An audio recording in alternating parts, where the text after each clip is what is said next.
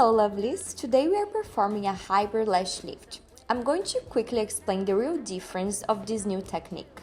You will see there's actually nothing completely new here.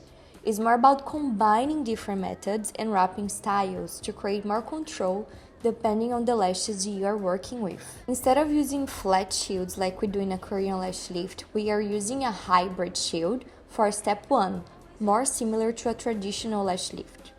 Instead of using balm or adhesive to wrap the lashes onto the shield, we use lifting lotion mixed with powder, exactly like we do in the Korean lash lift. One tip I personally love is applying the lotion slightly through the tips of the lashes first, so the softening process can begin faster while I'm wrapping.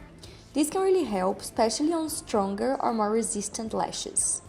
From here, the process remains very similar. We continue brushing the lashes into position and apply the cling film to create a little warmth and help accelerate the softening process.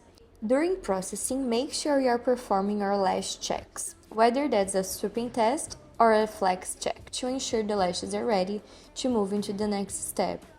Now remember, the lashes need to stay exactly where you want them to finish, because step 2 is going to set those desulfide bonds back into their new shape. For this step, I use Elleebana lift lockers to help secure the lashes into place. I then perform a set check, where I want the lashes to bounce straight back into position against the shield.